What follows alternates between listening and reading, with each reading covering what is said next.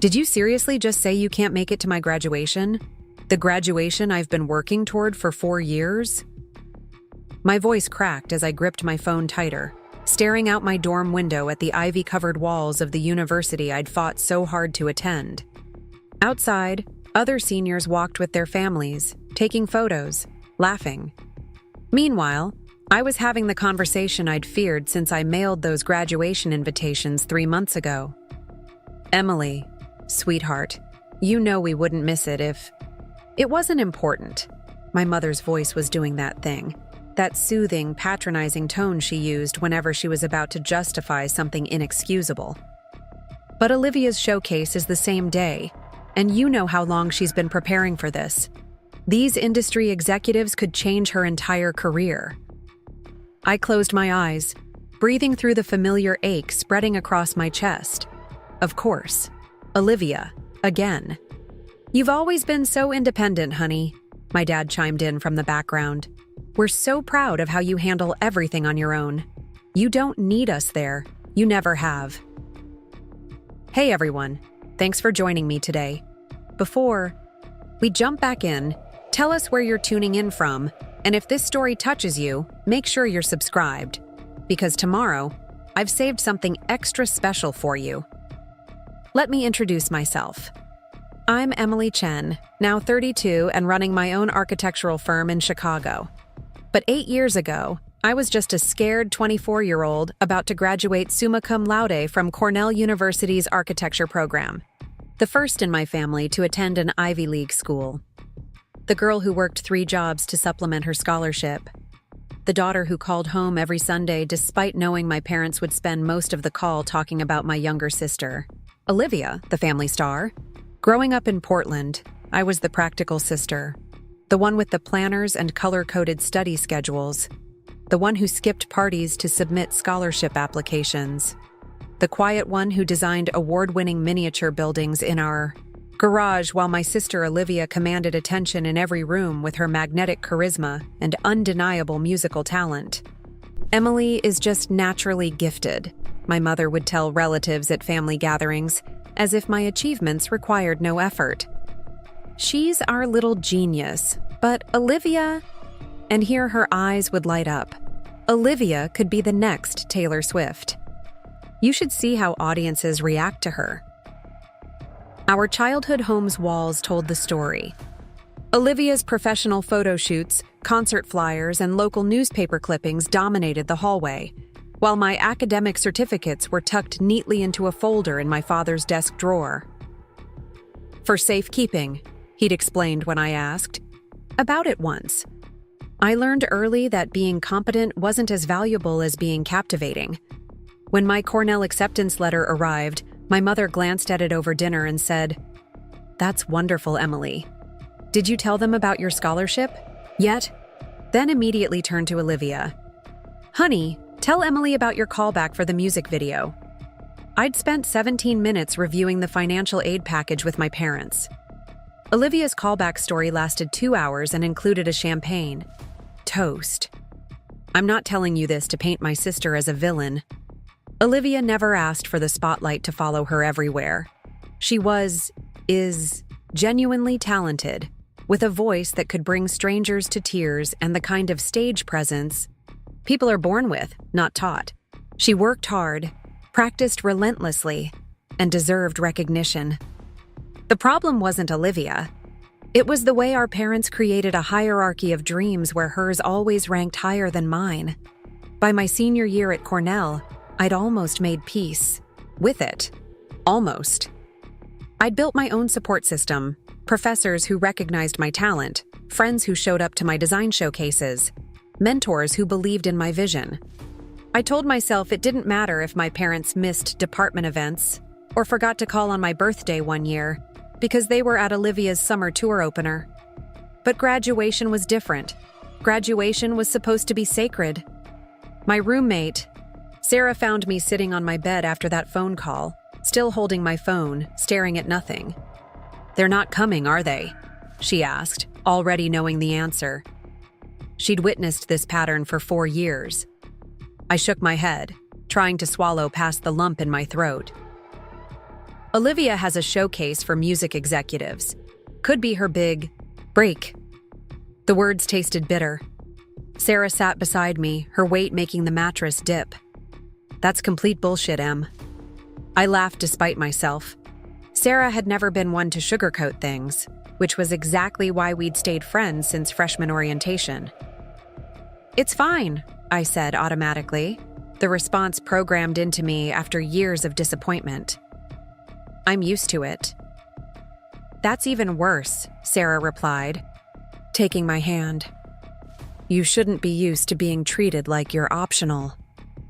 Optional. The word hit me with unexpected force.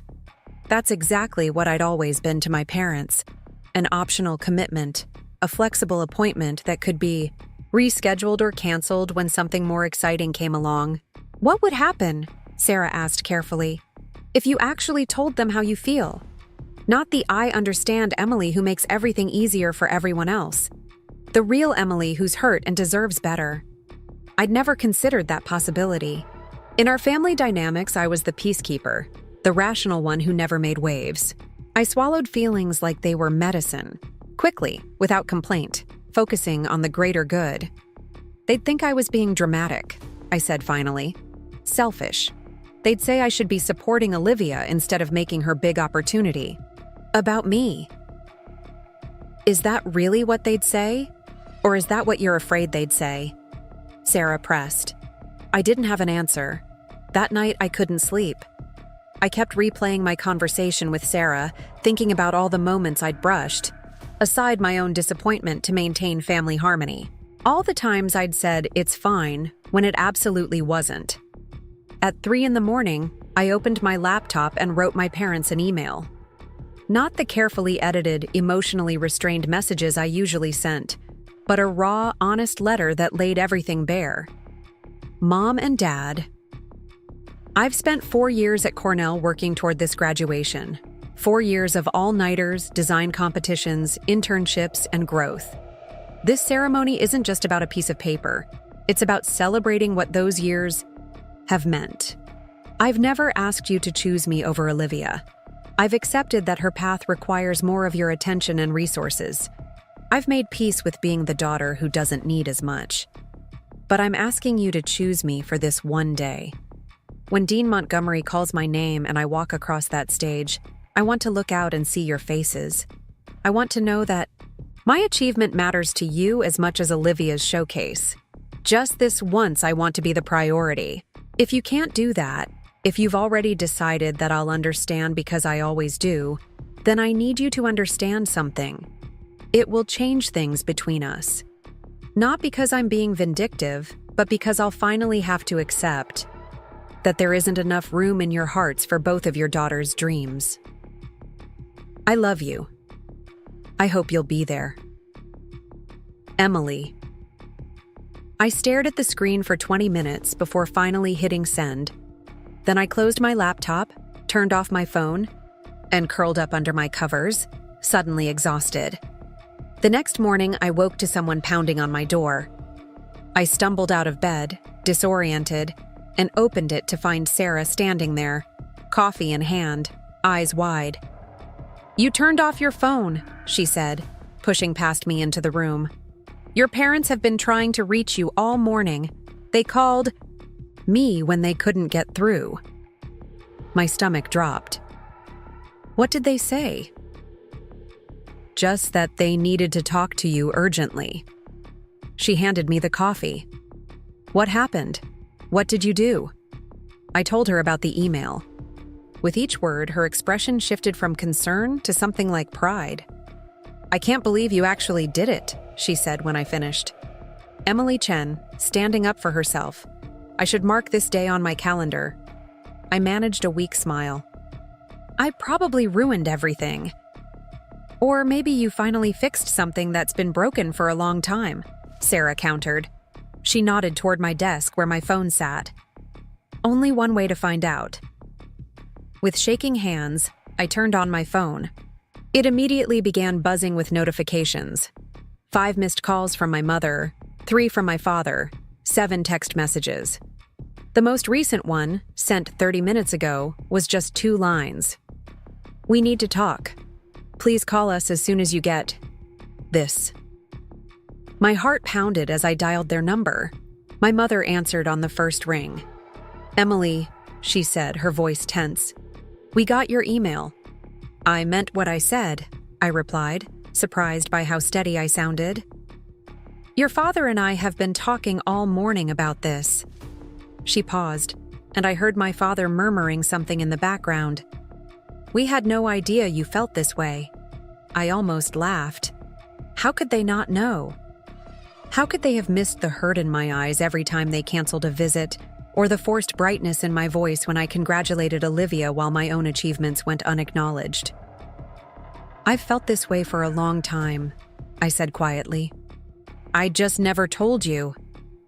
Why not? My father asked, his voice suddenly on the line. They must have put me on speaker. Because I didn't want to be difficult. Because I thought if I just kept being understanding and self-sufficient, eventually, you'd see me too. The silence that followed was the longest of my life. Emily, my mother finally said, preparing and narrating this story took us a lot of time, so if you are enjoying it, subscribe to our channel.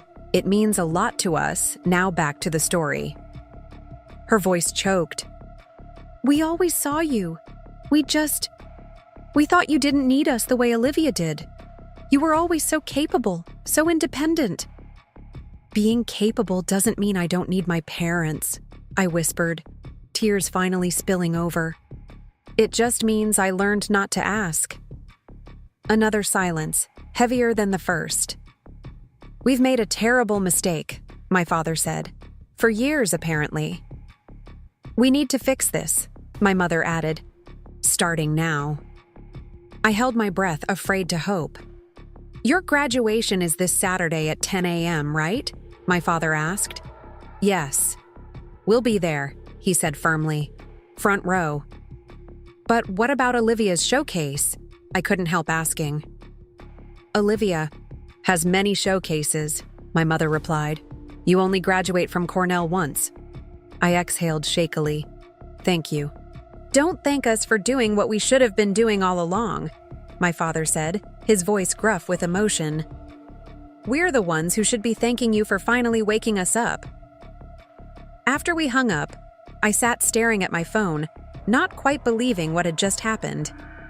Sarah, who had been pretending not to eavesdrop from across the room, looked at me expectantly. They're coming, I said. They actually canceled on Olivia. Sarah squealed and pulled me into a hug. See? Sometimes you have to demand the love and recognition you deserve. I hugged her back, but something nagged at me. I feel guilty about Olivia, though. Don't, Sarah said firmly. Your sister has had your parents' full attention for years. She can share them for one day. I nodded, trying to believe it.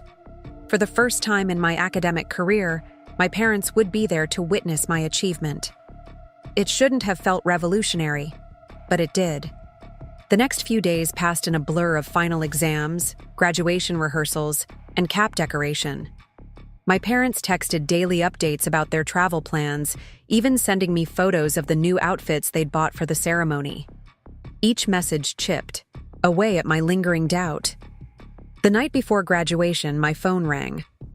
Olivia. I hesitated before answering.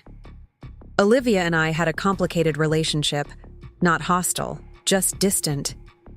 Two planets orbiting the same sun but never quite aligning. Hey, I said cautiously. So you finally stood up to them, she said, skipping any greeting. About time. I blinked, surprised. You're not mad? She laughed, but it wasn't unkind. Why would I be mad? Do you know how exhausting it is being the favorite? The one they pin all their hopes and dreams on? Sometimes I wish I could be invisible like you. Her words stung, but they also held a truth I'd never considered. While I'd been fighting to be seen, Olivia had been struggling under the weight of constant scrutiny. I never wanted to be invisible, I said softly. And I never asked to be the center of the universe, she replied. But that's how they made us. You're the reliable one. I'm the special one. Neither of us gets to be just normal. We were silent for a moment, absorbing this shared realization. For what it's worth, Olivia continued, I told them to go to your graduation even before they called to cancel on me. You deserve this, Em. Your moment, your spotlight. Something shifted between us in that moment. A small but significant realignment of two planets that had been misunderstanding each other's orbits. Thank you, I said, meaning it. How are you feeling about your showcase? Terrified, she admitted. But ready. The band's solid. The set list is tight. Those execs won't know what hit them. You're going to be amazing, I told her. And for once, talking about Olivia's talent didn't diminish my own light. Will you still FaceTime me after? I want to hear everything. Only if you promise to spam me with graduation photos. I want to see that architecture brain of yours in that ridiculous cap and gown. We both laughed, and for the first time in years, it felt natural. Like sisters who might actually become friends someday. Deal, I said. Graduation morning dawned bright and clear, the kind of perfect May Day that seemed created specifically for new beginnings. I dressed carefully in the outfit I'd chosen weeks ago. A simple white dress under my black gown, comfortable heels that wouldn't make me trip as I crossed the stage. As I pinned my cap in place, Sarah snapped a photo. For posterity, she said, showing me the result. The last moment of Emily Chen, student. After today, it's Emily Chen, certified genius architect, ready to take over the world. I rolled my eyes but couldn't hide my smile. Let's just focus on getting through the ceremony. Without me falling on my face, we joined the stream of black-robed graduates heading toward the assembly area.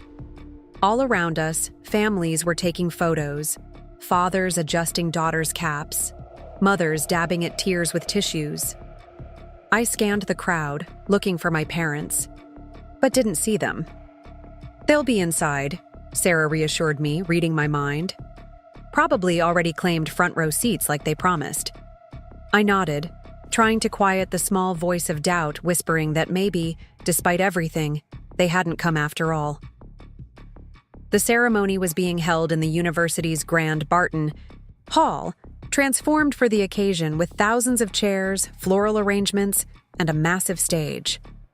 As we filed in to take our seats in the graduates section, I craned my neck to search the family seating area. No sign of them. My phone was tucked away in the small bag Sarah had agreed to hold for me during the ceremony, so I couldn't even check for messages. The doubt that had been whispering now began to shout, "They're not coming. You should have known better.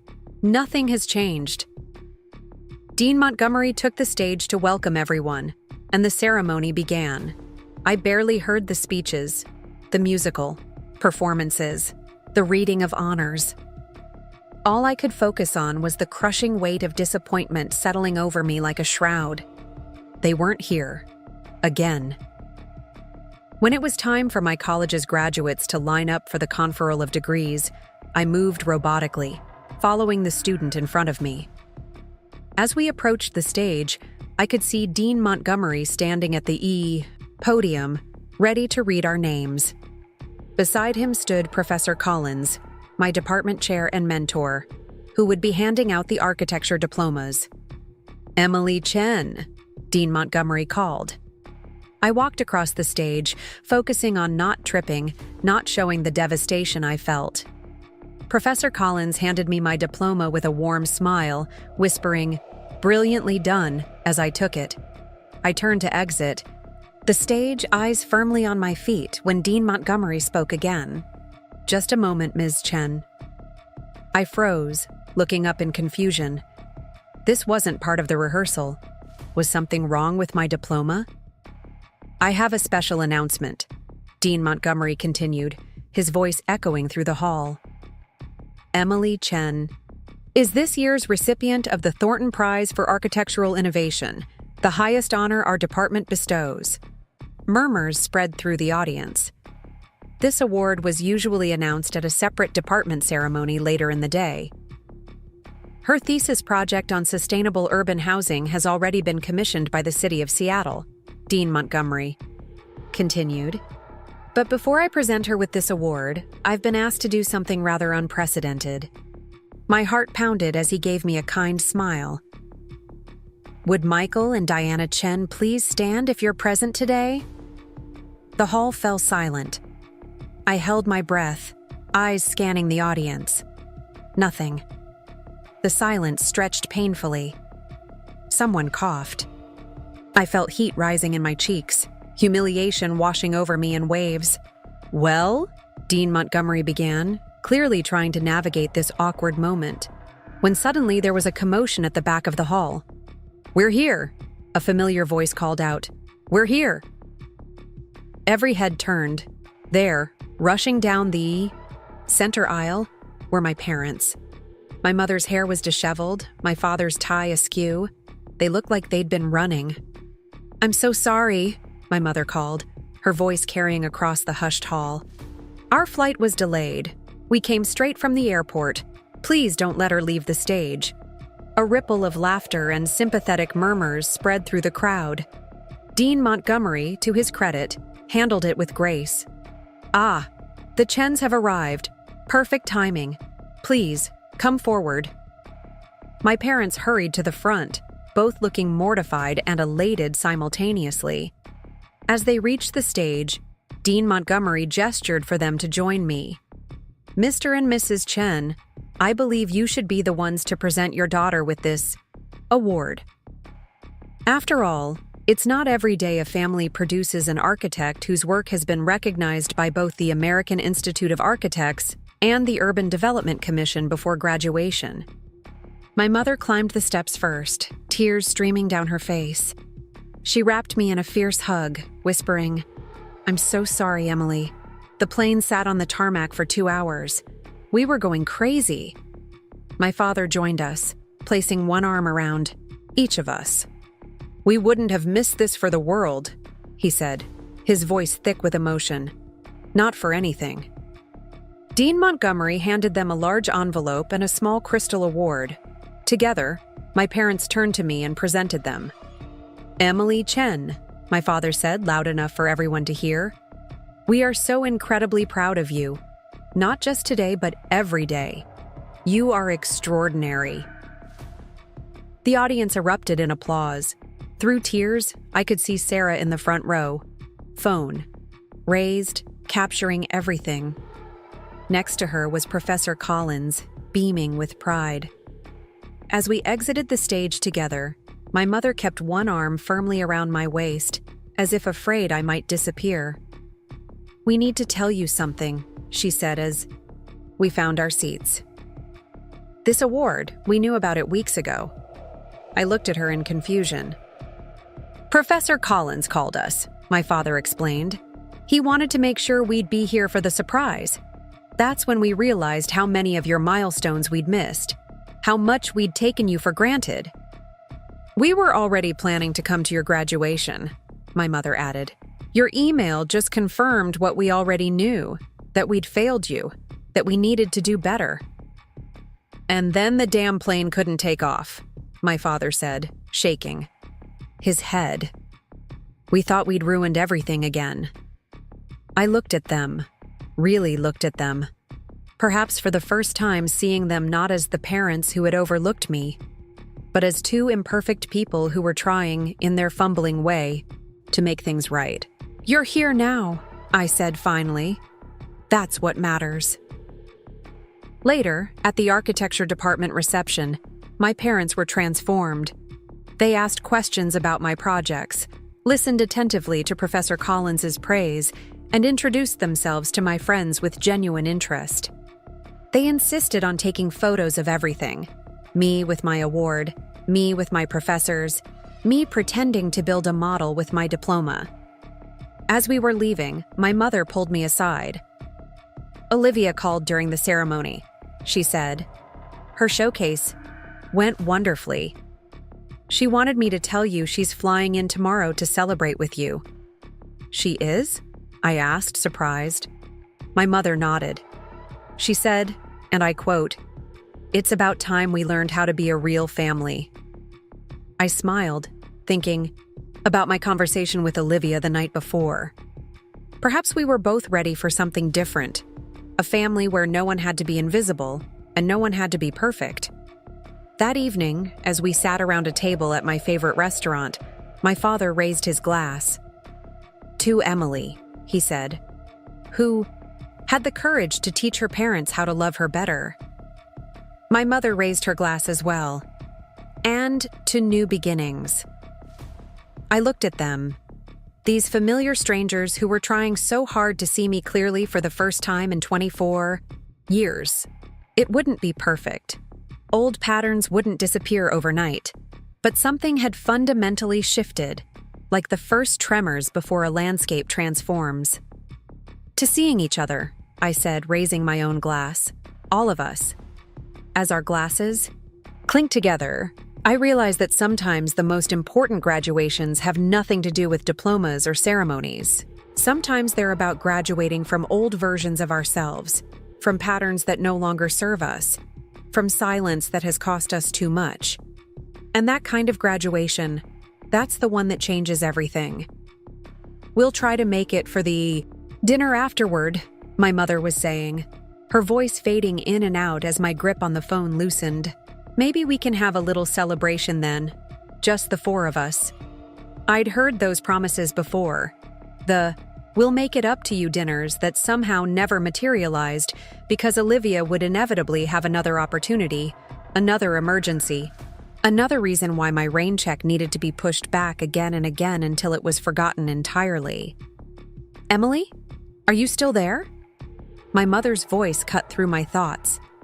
"Yeah, I'm here," I replied mechanically. "Good, so we'll see you after the ceremony. I've got to run now. Olivia needs help selecting her outfit for the showcase. Love you." The line went dead before I could respond. I lowered my phone slowly, staring at the black screen. 4 years of sacrifice, of pushing myself beyond exhaustion, of proving to myself and everyone else that I belonged at Cornell, despite not having the pedigree or financial backing of my classmates and my parents. Couldn't spare 5 hours to see me graduate. A knock on my door startled me. I wiped away tears I hadn't realized were falling and opened it to find Professor Collins, my thesis advisor, standing in the hallway.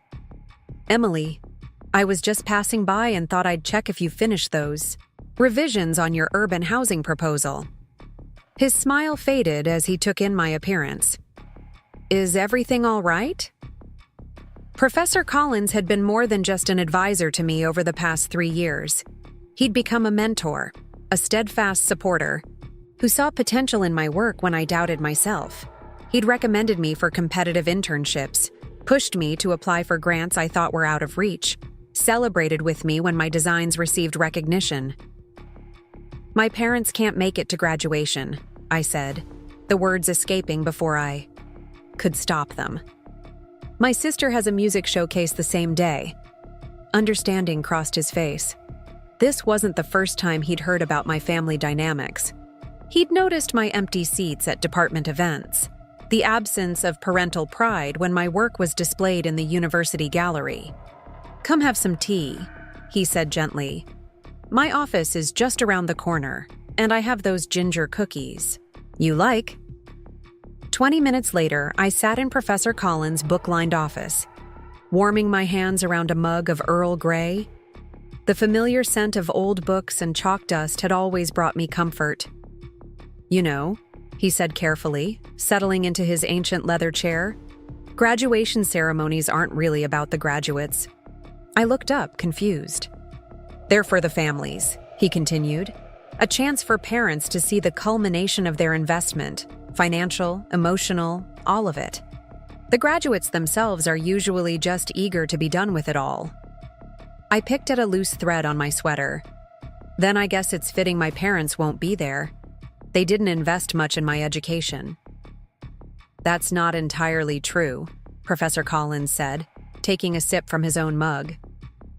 "They raised a daughter determined enough to earn a full scholarship to Cornell, resourceful enough to support herself through school, and talented enough to win the Thornton Prize. I nearly choked on my tea. The what? His eyes twinkled. I wasn't supposed to tell you yet. It was going to be announced at the department ceremony next week.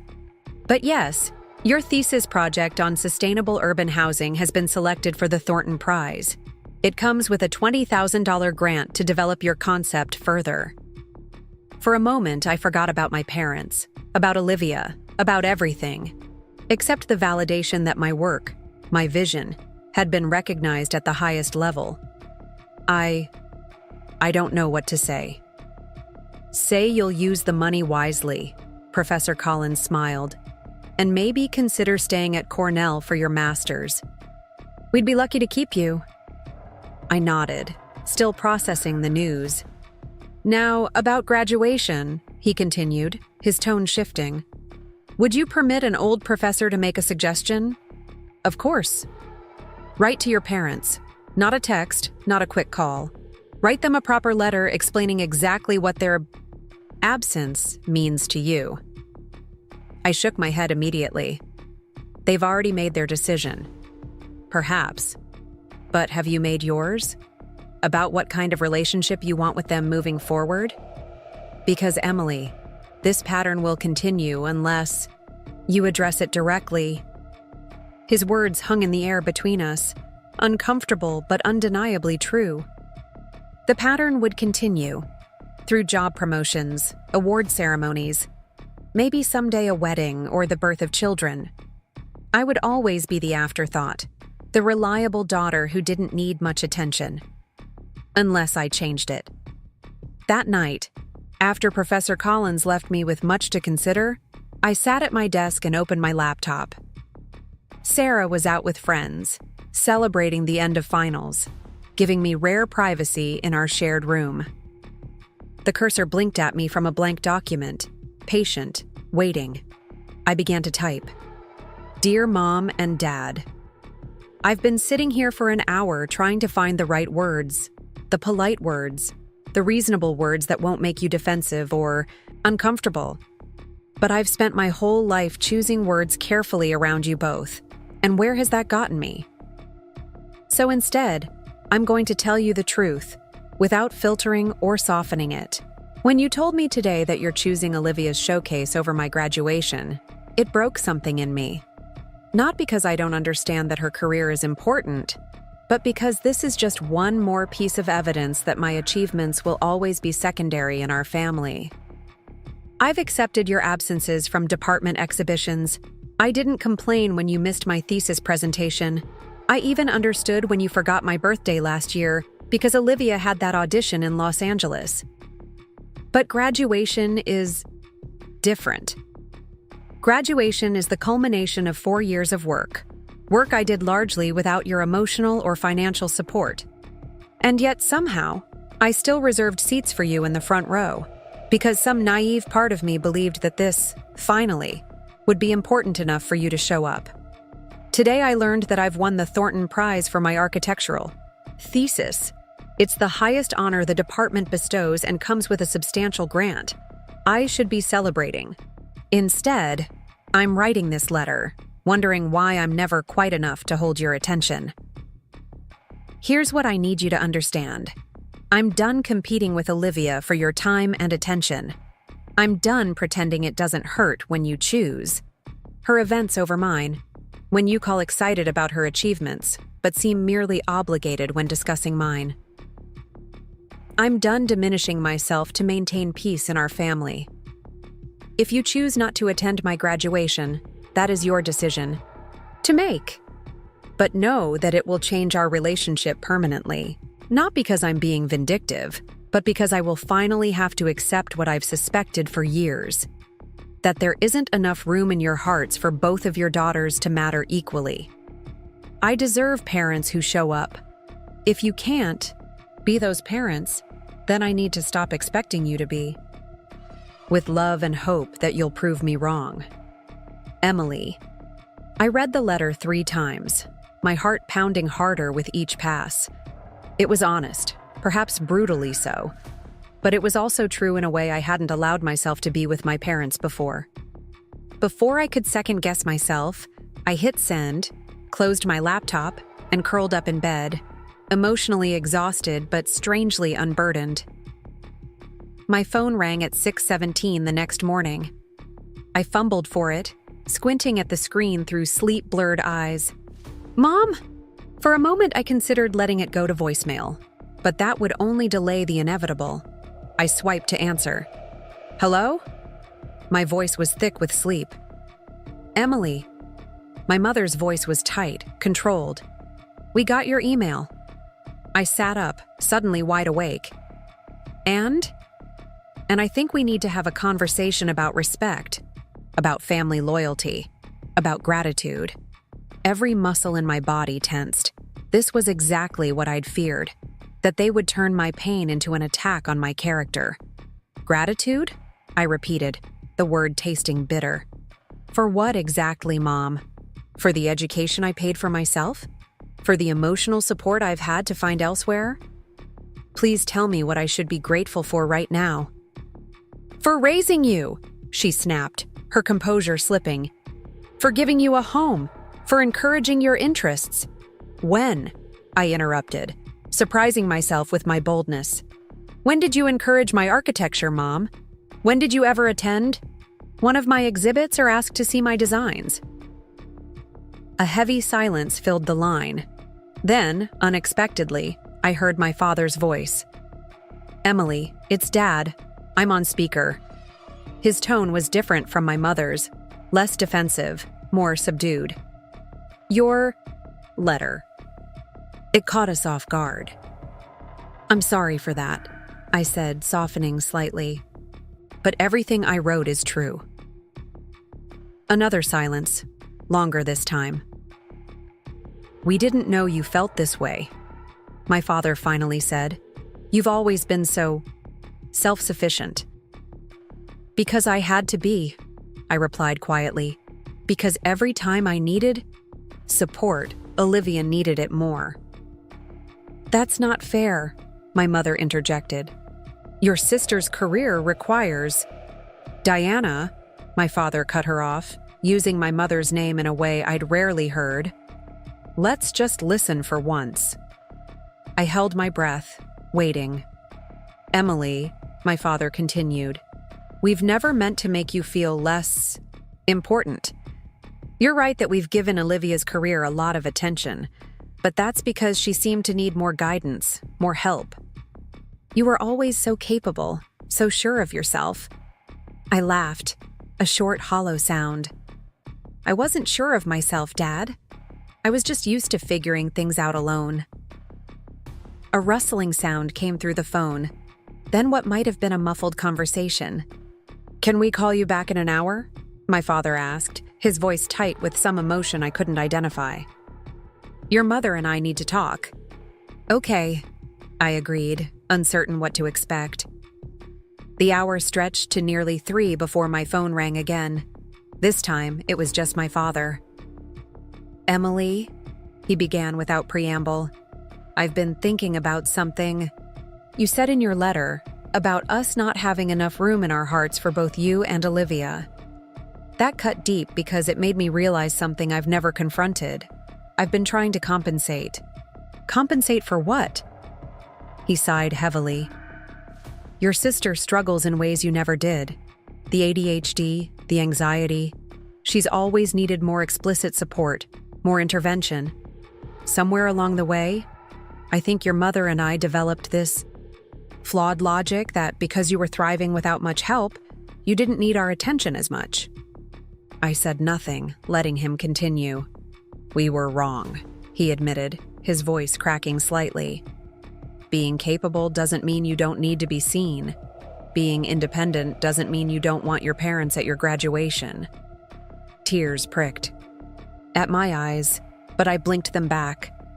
"I'm coming to your graduation, Emily, with or without your mother. It's time I showed up for you." The knot in my chest loosened slightly. "And Mom?" A pause. "She's processing. She feels attacked by your letter. Feels like you're asking her to choose between her daughters." "I'm not," I insisted. "I'm just asking to matter, too." "I know that," he said gently. "Give her time." This is challenging a narrative she's built about herself as a mother, that she's treated you both equally, just differently based on your needs. I nodded, even though he couldn't see me. For the first time in years, I felt like my father was actually seeing me, not as the self-sufficient daughter who needed nothing, but as a young woman who'd been silently hurting. "Dad," I said hesitantly, "thank you for listening."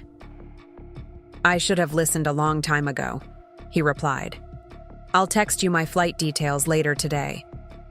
After we hung up, I sat on my bed, stunned by this turn of events. I'd expected defensiveness, perhaps guilt-tripping, maybe even anger. I hadn't expected my father to actually hear me, to validate my feelings, to choose me. I was still sitting there when Sarah returned from her morning run, face flushed from the spring air. "Hey," she said, kicking off her shoes. "You okay? You look like you've seen a ghost." I looked up at her, still processing. "My dad's coming to graduation." "Of course he is," she said automatically, then paused. "Wait, I thought they couldn't make it because of Olivia's thing." "Apparently my email changed his mind," I explained, telling her about our conversation. Sarah sat beside me on the bed, her eyes wide. Wow, Emily Chen actually stood up for herself. I never thought I'd see the day. I nudged her with my shoulder. "Shut up." "No, seriously," she insisted. "This is huge. You've been letting them walk all over you for as long as I've known you." "They haven't been walking all over me," I protested weakly. "They just focused more on Olivia." Sarah gave me a knowing look. The night before your big thesis presentation last semester, your mom called and kept you on the phone for 2 hours helping Olivia prepare for an audition. Then they didn't even show up to hear you present." I winced at the memory. "Yeah, well, things might be changing." "Good," Sarah said firmly, "because you deserve better." The next 3 days passed in a blur of final preparations. I picked up my cap and gown, attended graduation rehearsal, and submitted my last assignment. Through it all, a nervous excitement bubbled within me, not just for the culmination of my Cornell journey, but for this new chapter with my father. He texted his flight information as promised. He would arrive the night before graduation. Just him, no mom, no Olivia. For once, I would be his sole focus. To my surprise, I received a text from Olivia the day before graduation. "Hey, Brainiac. Just wanted to say congrats on finishing school. Knock 'em dead tomorrow. Dad told me about your big award, too. That's seriously impressive. Sorry I can't be there. Break a leg at your showcase this weekend. Dad showed me the flyer. Looks amazing. Love you, X and..." Olivia's text was characteristically breezy, but the acknowledgement of my achievement, and the fact that my father had apparently been talking to her about my work, sent a warm glow through me. I texted back a simple, "Thank you and good luck" message for her showcase. The evening before graduation, I met my father at a small Italian restaurant just off campus. Seeing him walk through the door, searching for me with a slightly nervous expression, made my heart clench. He looked older than I remembered, more gray at his temples, deeper lines around his eyes. He spotted me and his face lit up. "Emily," he said, wrapping me in a hug that smelled of his familiar aftershave and the faint trace of cigarettes he thought no one knew about. "Look at you, about to be a Cornell graduate." We settled into our seats, the momentary awkwardness of our new dynamic hanging between us. "So," he said after we'd ordered, "tell me about this Thornton Prize. Your professor called me yesterday to make sure I was coming to the ceremony." I blinked in surprise. "Professor Collins called you." My father nodded, looking slightly sheepish. "Apparently there's going to be a special presentation. He wanted to make sure I understood the significance." Heat crept into my cheeks. He shouldn't have done that. "No, he absolutely should have," my father countered, "because I wouldn't have known otherwise, would I? And that's the problem, isn't it? We've never bothered to learn what matters in Your world. His directness caught me off guard. This wasn't the father I knew, the one who skimmed the surface of emotional conversations, who defaulted to platitudes and quick solutions. "Dad," I began, unsure what to say. "Let me finish," he said gently. "After your email, after our call, I've been doing a lot of thinking about patterns, about how we've treated you and Olivia differently, about all the moments we've missed." He took a sip of water, gathering his thoughts. "I found your high school graduation speech online," he continued. "The one you gave as valedictorian, the one your mother and I missed because Olivia had that callback in Chicago." I stared at him, shocked. I'd never mentioned that speech to either of them after they missed it. I'd simply tucked the hurt away, another disappointment to file, alongside all the others. "You talked about invisible architecture," he said. "About how the most important structures in our lives aren't physical buildings, but the relationships and choices that shape us. You said that every person is both architect and building, constantly designing and being designed by their experiences." My throat tightened as he quoted my words back to me, words I'd written at 17, words my parents had never heard me deliver. "It was brilliant, Emily. Absolutely brilliant. And we missed it." His voice cracked. "How many other brilliances have we missed? How many times have you shined while we were looking the other way?" I couldn't speak. The wall I'd built between us, brick by brick, disappointment by disappointment, was crumbling too quickly for me to maintain my composure.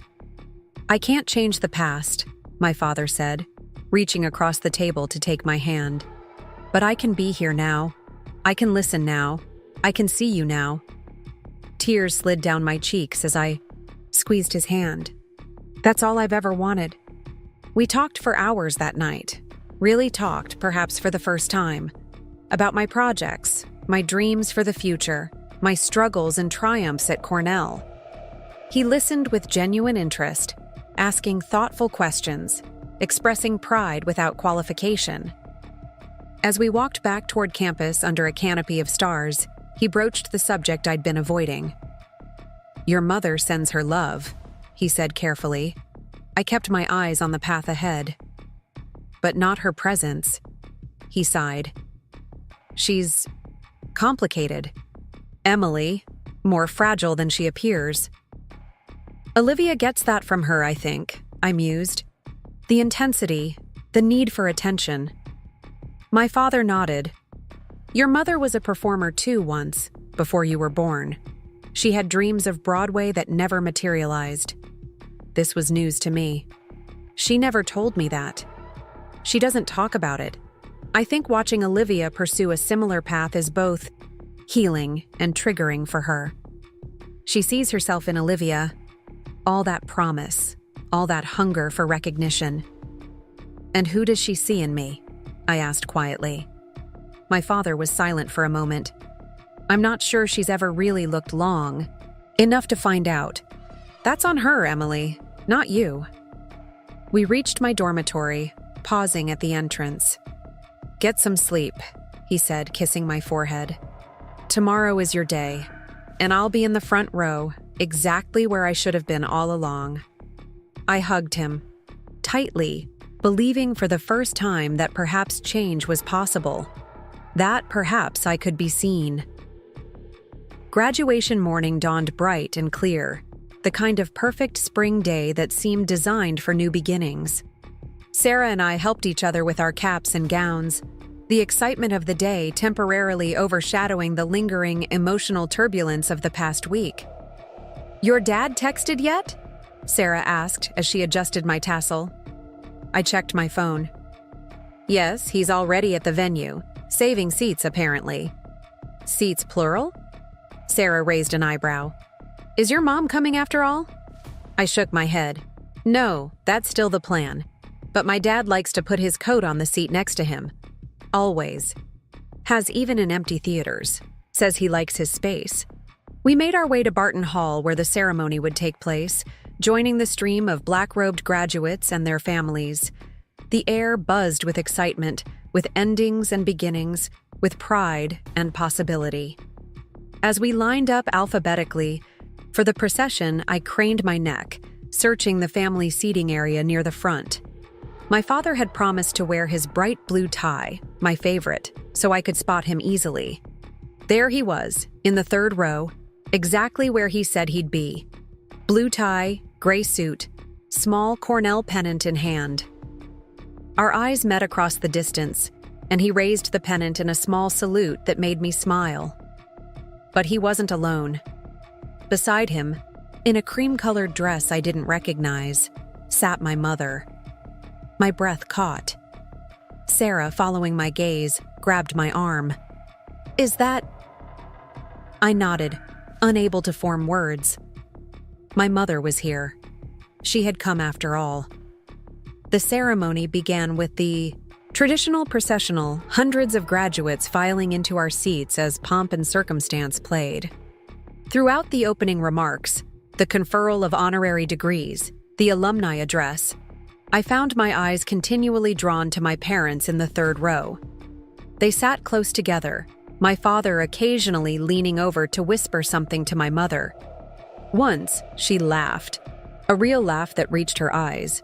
I couldn't remember the last time I'd seen her laugh like that. Finally, it was time for the College of Architecture, Art, and Planning graduates to be recognized. As my row stood to approach the stage, my heart pounded against my ribs. This was it, the moment I'd worked toward for 4 years. "Emily Chen," the dean called.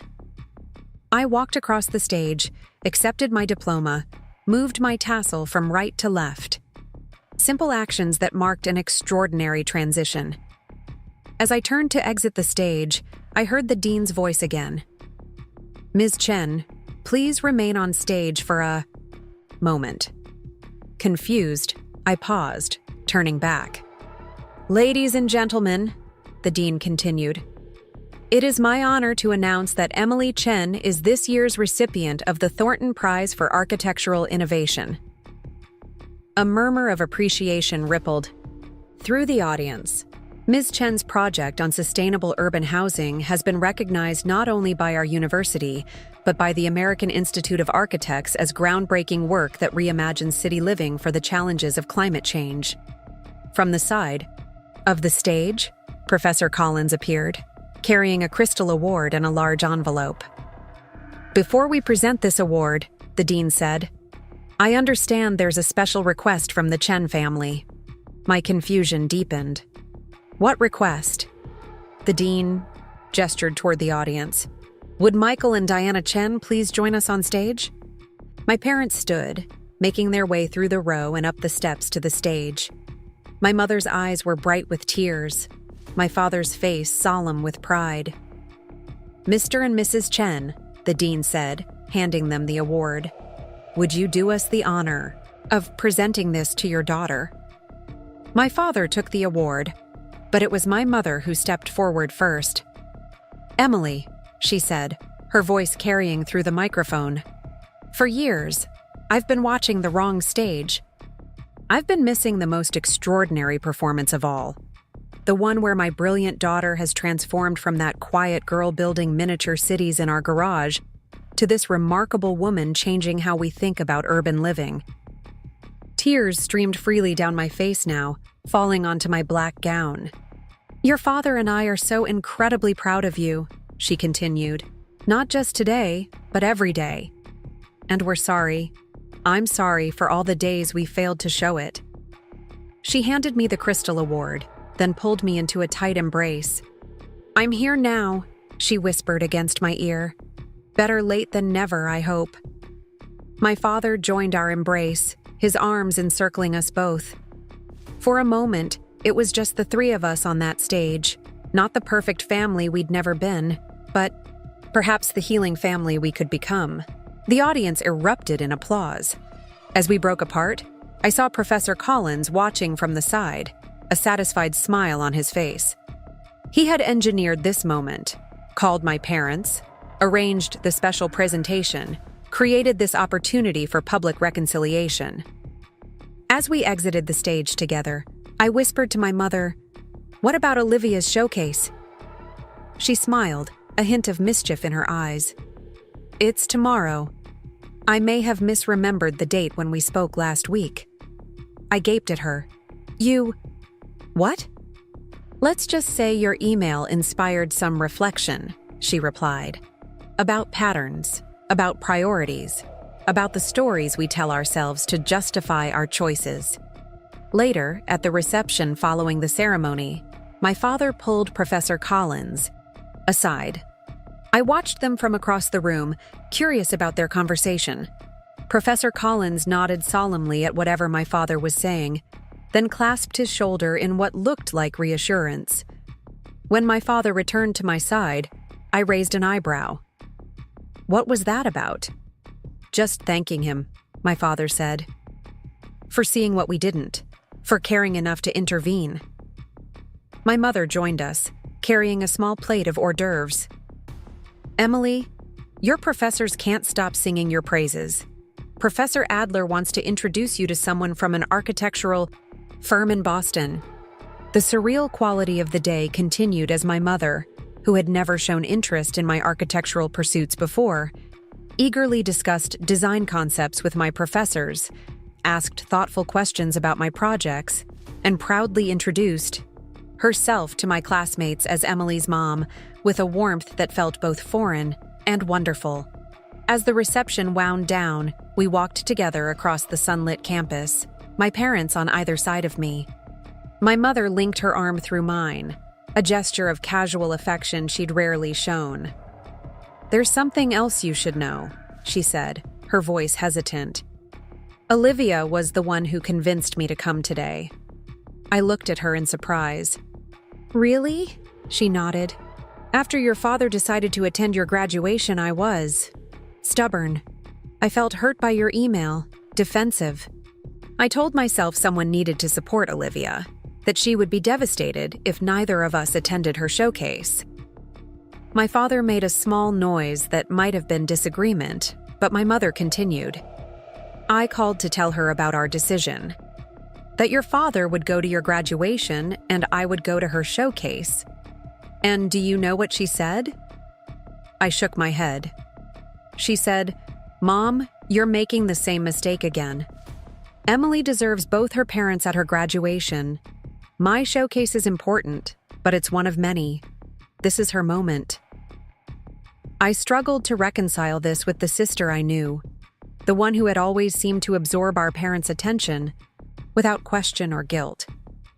She's been paying more attention than any of us realized, my mother added softly, to the imbalance, to your silence about it. She told me she's always felt uncomfortable with how we've treated you both differently, but didn't know how to address it without seeming ungrateful for our support. We paused by the campus lake, watching ducks glide across the surface.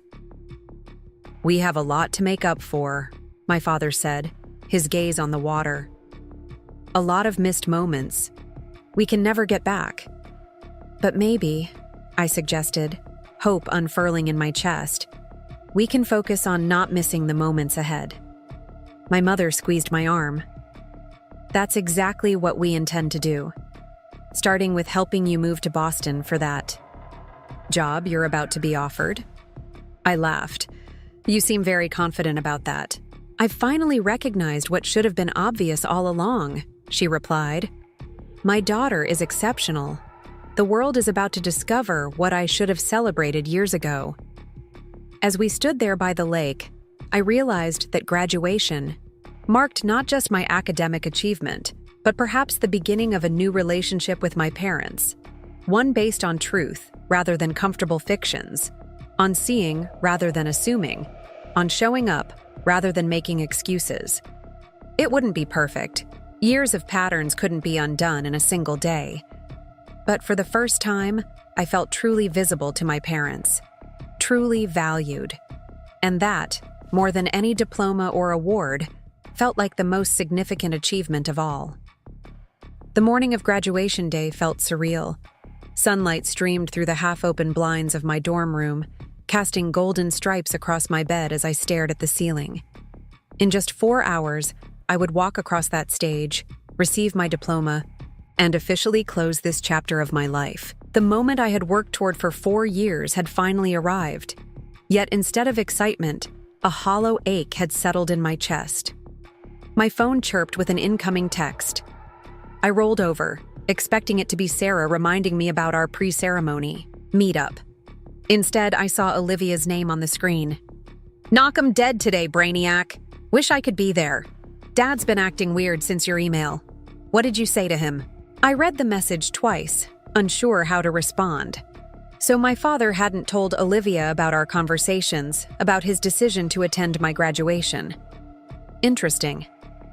I typed a non-committal reply, thanking her and wishing her luck with her showcase, deliberately avoiding her question.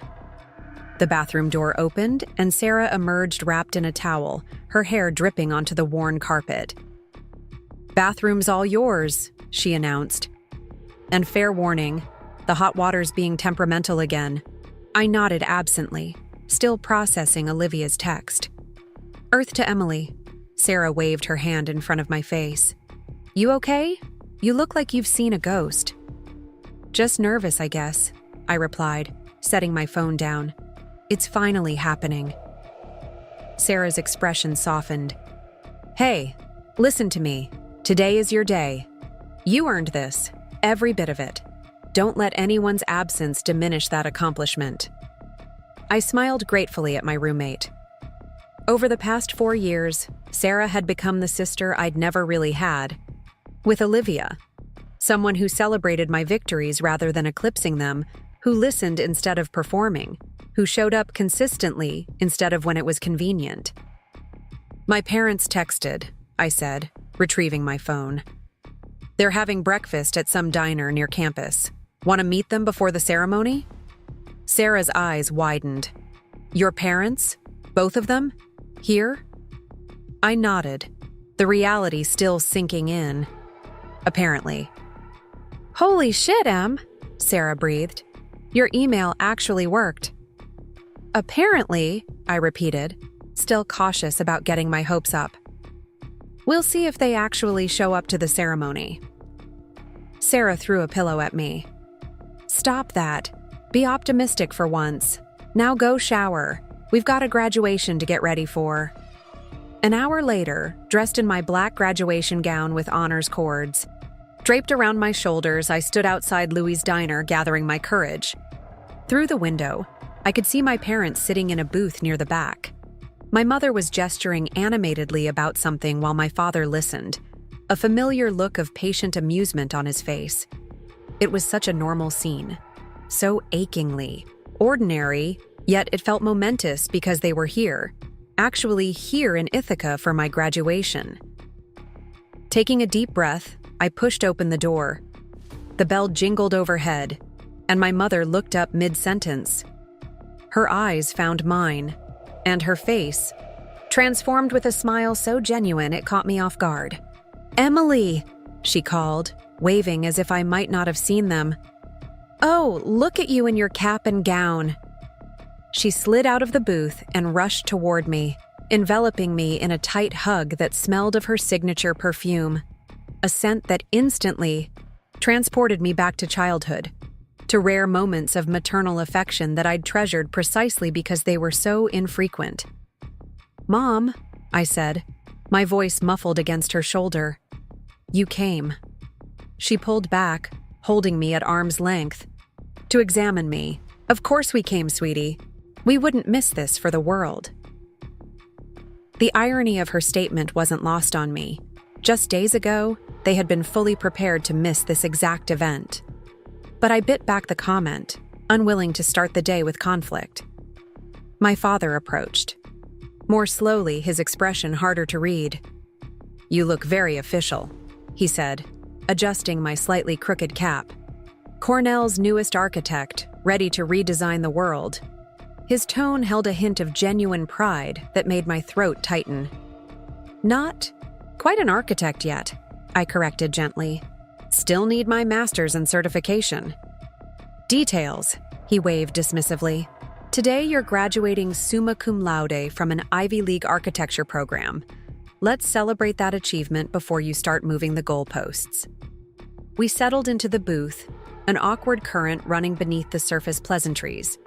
As we ordered coffee and breakfast, my mother chattered about their early morning flight, the quaintness of Ithaca, how lovely the campus looked in spring. My father mostly listened, occasionally asking me questions about the ceremony logistics. It was my mother who finally addressed the elephant in the room. "Emily," she said, setting down her coffee cup with deliberate care. "Your father and I have been doing a lot of thinking since your email." I tensed, waiting for the justifications, the subtle blame-shifting that typically characterized these conversations. "You were right," she continued, surprising me. "We've treated you and Olivia differently. Unfairly." My father reached across the table to cover my hand with his. "We told ourselves we were responding to each of you according to your needs. Olivia seemed to need more active support, more encouragement, more of our presence. You were always so self-sufficient, so capable on your own. But we realize now," my mother added, "that we've confused your strength for not needing us, and that was wrong." I stared at them, momentarily speechless. This level of self-awareness, of accountability, was unprecedented from my parents. "When your email arrived," my father continued, "it was like a mirror showing us a reflection we'd been avoiding for years. The patterns we'd established, the imbalance we'd created." My mother's eyes glistened with unshed tears. "Olivia called us out too, after your father decided to come to your graduation instead of her showcase." This genuinely surprised me. "Olivia did?" She nodded. "She told us she's always felt uncomfortable with how we treat you both differently. That she watches us cancel on you repeatedly while dropping everything for her events. She said, and I'm quoting here, 'Mom, you're making the same mistake again. Emily deserves both her parents at her graduation.' I struggled to reconcile. This with the sister who had seemed oblivious to the preferential treatment she received, who had accepted our parents' devotion as her due. "So, here we are," my father said, squeezing my hand. "Both of us. For you. And hopefully, this is just the beginning of us showing up more equally for both our daughters." The cynic in me wanted to question this sudden transformation, to protect myself from inevitable disappointment. But another part, the part that had never stopped hoping for my parents' recognition, desperately wanted to believe this change was real and lasting. "I appreciate that," I said carefully. "And I'm glad you're both here. It means more than you know." My mother dabbed at her eyes with a napkin. "We have a lot to make up for, Emily. A lot of moments we can't get back. But we're hoping today can be a fresh start." I nodded, not trusting myself to speak without my voice breaking. A fresh start. The possibility hung between us, fragile but real. As we finished breakfast and prepared to head to campus for the ceremony, I checked my phone and saw a text from Professor Collins. "Everything is arranged for the special presentation. Your parents have been briefed. See you soon." I frowned, wondering what special presentation he was referring to. The Thornton Prize wasn't supposed to be announced until the departmental ceremony next week. Had something changed? The closer we got to Barton Hall, where the ceremony would take place, the more the campus buzzed with activity. Graduates in their caps and gowns streamed toward the venue. Families snapped photos by the iconic Cornell landmarks, and the air hummed with anticipation. Sarah was waiting for me at our designated meeting spot, checking her watch nervously. "There you are!" she exclaimed, relief washing over her face. "I was beginning to think you'd changed your mind about this whole graduation thing." "Just having breakfast with my parents," I explained, then turned to make introductions. "Mom, Dad, this is my roommate Sarah."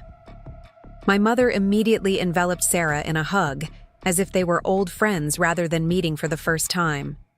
"Sarah, we've heard so much about you. Thank you for taking care of our Emily these past 4 years." Sarah shot me an amused look over my mother's shoulder. I shrugged helplessly. This effusive version of my mother was as unfamiliar to me as it was to Sarah. "It's been mutual," Sarah replied diplomatically as she extracted herself from my mother's embrace. "Emily's gotten me through more all-nighters and breakups than I care to count." My father checked his watch. "We should probably find our seats soon if we want good ones." "Actually," I said, remembering Professor Collins's text, "I think there might be reserved seats for you. My advisor mentioned something about a special presentation." My parents exchanged a look I couldn't quite interpret. "Yes, we, spoke to him yesterday," my father said. "The seats are taken care of." Before I could probe further, an announcement rang out calling for graduates to begin lining up according to their colleges. Sarah and I needed to join the architecture, art, and planning section. "We'll see you after the ceremony," my mother said, hugging me tightly. "We're so proud of you, Emily." My father's hug was briefer, but no less sincere. "Knock 'em dead, kiddo." As Sarah and I made our way to our designated area, she nudged me with her elbow. "Your parents seem different." "They do, don't they?" I agreed, still processing the transformation myself. "I'm not sure I trust it yet." "Well, they're here," Sarah pointed out. "That's a start." We found our places in the alphabetical lineup, surrounded by our fellow architecture graduates, the people who had become a second family over the past 4 years. There were hugs, impromptu photo sessions, and last-minute adjustments to caps and gowns as we prepared to process into the hall. Professor Collins appeared, moving through the crowd with purpose until he spotted me. "Emily," he said, slightly out of breath. "Good. I caught you before the processional. Everything's set for the presentation." "What presentation?" I asked, increasingly confused. "You keep mentioning that, but I thought the Thornton Prize was next week." He smiled mysteriously. "We've made some adjustments to the program. The dean felt your achievement deserved recognition at the main ceremony." My stomach fluttered with a mixture of pride and nervousness. "So they're announcing the prize today? In front of everyone?" "Something like that," he replied cryptically. "Just be prepared to remain on stage after you receive your diploma. And don't worry, it's going to be wonderful." Before I could ask more questions, the university marshal called for our attention, instructing us to prepare for the processional. The familiar strains of pomp and circumstance filled the air as the ceremony began. Walking into Barton Hall, as part of the processional, felt like stepping into a dream. The cavernous space had been transformed with Cornell banners, floral arrangements, and row upon row of chairs filled with proud families. Scanning the front sections, I quickly spotted my parents exactly where they promised they'd be. Third row, center section, my father in his bright blue tie and my mother in her cream dress, both beaming with unmistakable pride. The ceremony proceeded with the expected formality: the president's address, recognition of distinguished faculty, conferral of honorary degrees. I found myself only half listening, my thoughts alternating between the surreal presence of my parents and curiosity about the mysterious, special presentation Professor Collins had arranged. Finally, it was time for the colleges to present their graduates. When the dean called out, "College of Architecture, Art, and Planning," our section rose and began filing toward the stage. My heart pounded as I waited in line, inching closer to the moment I'd been working toward for 4 years. "Emily Chen," the dean announced. I walked across the stage, accepted my diploma, moved my tassel from right to left. Simple actions that symbolized such complex achievement. As I turned to exit the stage, the dean spoke again. "Ms. Chen, please remain on stage for a moment." Confused but complying, I paused, turning back toward the center of the stage. The dean adjusted his microphone.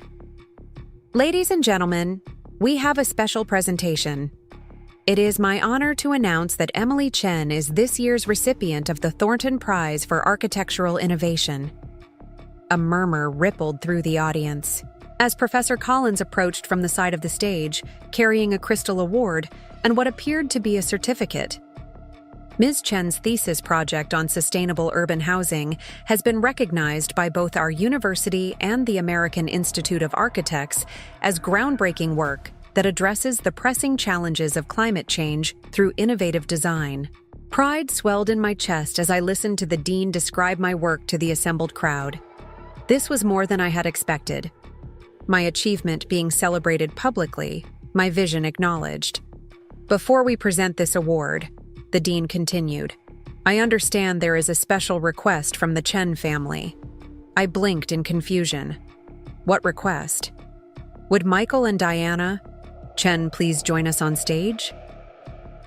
My parents stood from their seats and made their way to the steps at the side of the stage. My mother's eyes were bright with tears, my father's face solemn with pride. As they approached, I realized with a jolt that this must have been what Professor Collins was arranging, having my parents present the award to me. My father carried a small wooden box I hadn't seen before. My mother stood beside him, her hands clasped tightly together as if to stop them from trembling. Mr. and Mrs. Chen, the dean said, I believe you have something you'd like to present to your daughter. My father stepped forward, his voice steady as he addressed not just me but the entire audience. Emily, when you were 7 years old, you created your first architectural model out of cardboard boxes and toilet paper tubes. It was a city of the future, where, you explained very seriously, everyone would have exactly what they needed. A soft laugh rippled through the audience. Even then, you were thinking about how spaces shape lives, how thoughtful design could solve problems. Your mother and I. He paused, composing himself. We didn't always understand the depth of your passion. We didn't always show up for it the way we should have. My mother stepped forward to stand beside him. Today, we want to not just celebrate your achievement, but acknowledge our own failure. The failure to recognize the extraordinary architect you are becoming, not just of buildings, but of your own life. She was fully crying now, tears streaming down her face, yet her voice remained clear. You built yourself, Emily, brick by brick, beam by beam, without the support you deserved from us. You created something beautiful and strong, not because of us, but often despite us. My own eyes filled with tears as I listened to this public acknowledgement of what I had felt for so long, but never expected to hear named aloud. My father opened the wooden box he was holding. Inside was an antique brass compass, nestled in velvet. This belonged to your great-grandfather, he explained. He was an engineer who helped design bridges in Portland. We thought it fitting that his tools should pass to you, the next builder in our family. He placed the box in my hands, then pulled me into a tight embrace. We are so proud of you, he whispered. So sorry for every time we made you feel otherwise. My mother joined our embrace, her tears dampening my graduation gown. For a moment, it was just the three of us on that stage, not the perfect family we had never been, but perhaps the healing family we could become. The audience erupted in applause as Professor Collins presented me with the official Thornton Prize, a crystal award, and a certificate representing the grant that would fund the further development of my urban housing project. But it was the compass from my father and the public recognition from both my parents that meant infinitely more. As we exited the stage together, I noticed something I had missed before. In the front row, standing with a small bouquet of sunflowers, my favorite was Olivia. My breath caught. She wasn't supposed to be here. Her showcase was today, the very reason my parents had initially planned to miss my graduation. She grinned at my obvious shock, giving me a small wave as we descended the steps. The remainder of the ceremony passed in a blur. As soon as it concluded and the recessional music began, I broke formation to find my family. Olivia reached me first, throwing her arms around me with uncharacteristic abandon. "Surprise!" she laughed, pressing the sunflowers into my hands. "You didn't think I'd miss my big sister's graduation, did you?" "But your showcase," I stammered. "It's today. That's why Mom and Dad were going to skip my graduation." Olivia's Expression shifted to something more serious. About that, I may have exaggerated the importance of that particular showcase. I stared at her, not comprehending. When Mom and Dad told me they were split between your graduation and my event, I realized how messed up our family dynamic had become, she explained. So I might have made my showcase sound more significant than it was. Just a little bit. Why would you do that? I asked, genuinely confused. She sighed, glancing toward our parents who were making their way through the crowd. I guess I wanted to see if they would choose me over you. Again. Even for something as important as your graduation. The realization hit me like a physical blow. Olivia had been testing our parents all along. She'd been aware of the preferential treatment, aware of the imbalance, and had conducted her own quiet experiment to confirm it. When they chose my showcase, she continued, I knew I had to do something. So I called them out, told them exactly how unfair they've been to you all these years. Then I rescheduled my showcase, it's actually next weekend, and caught the first flight here this morning. I was speechless, trying to reconcile this version of my sister with the self-absorbed performer I thought I knew. Don't look so surprised, she said, a hint of her usual bravado returning. I may be a spotlight hog, but I'm not entirely oblivious. Our parents reached us then, both doing double takes at the sight of Olivia. You made it, my mother exclaimed, embracing her younger daughter. How did the showcase go? Olivia shot me a meaningful look over our mother's shoulder. It's been rescheduled, actually. Venue issues. I didn't want to tell you and have you change your plans for Emily. My father's eyes narrowed slightly, suggesting he might be piecing together the truth. But he simply said, Well, we're glad. You're here. Now we can celebrate as a complete family. We moved through the post-graduation crowds together, the four of us navigating campus as a unit for perhaps the first time in years. My parents insisted on photos everywhere. Me in front of the architecture building, all four of us by the iconic clock tower, even a spontaneous group shot with Professor Collins when we encountered him outside the reception. I see all the Chen's made it, he observed with satisfaction, his eyes twinkling as they met mine. Wonderful. As we posed for photos, I found myself studying Olivia with new eyes.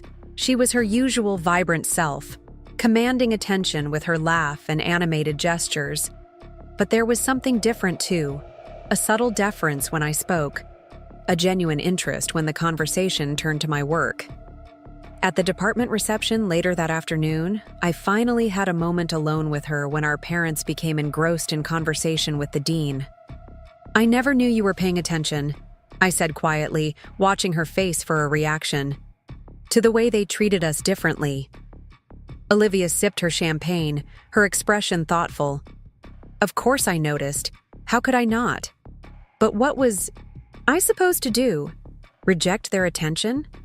Tell them to love me less so they could love you more?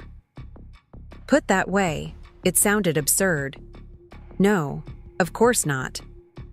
I used to think you were the lucky one, she continued, surprising me. You had the freedom to become whoever you wanted.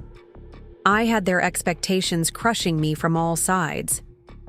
I had never considered it from that perspective, that their excessive focus on Olivia might have been its own burden. When your email arrived, Dad was... She paused, searching for the right word. Devastated isn't strong enough. He locked himself in his study and read it over and over. I heard him crying, Em. I've never heard Dad cry before. I swallowed hard, imagining my stoic father breaking down. Then he came out and announced he was going to your graduation instead of my showcase. Just like that. And Mom completely lost it, said he was abandoning me, that my career needed their support more than you needed them at a ceremonial formality. Olivia's impression of our mother was so accurate I couldn't help but smile, despite the painful subject matter. That's when I realized nothing was going to change unless I joined your side, she concluded.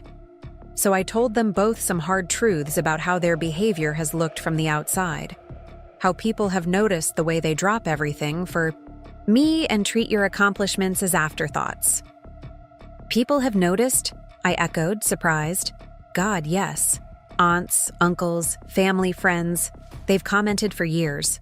I just never said anything because, well, I was benefiting, wasn't I? But watching Dad cry over that email, hearing Mom try to justify the unjustifiable, something just clicked. I couldn't be part of it anymore. She set down her champagne glass and took both my hands in hers. I'm sorry, Emily, for every time I accepted their preferential treatment without challenging it. For every time my success cast a shadow over yours. You deserved better from all of us. I blinked back tears, overwhelmed by this unexpected alliance, with the sister I had spent years resenting. Thank you for being here today. It means a lot. She grinned, the serious moment passing as quickly as it had arrived. Well, get used to it. I'm thinking of moving to Boston after my program ends. Boston? Why Boston? Because, she said, as if it were obvious. That's where you'll be, isn't it? With your fancy new job and your big-shot architecture prize money. Someone needs to make sure you occasionally leave your drafting table and have some fun.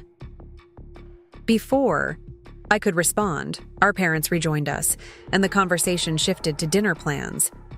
But as we left the reception, Olivia linked her arm through mine. A small gesture of solidarity that felt like the foundation of something new between us. That evening, the four of us had dinner at a small Italian restaurant overlooking Cayuga Lake. The conversation flowed more naturally than it had in years, each of us cautiously navigating this new family dynamic where both daughters seemed to hold equal space. As we finished our meal and waited for dessert, my father cleared his throat, drawing our attention. I think it's time for a toast, he said, raising his wine glass. To Emily, whose graduation has become something more significant than any of us anticipated.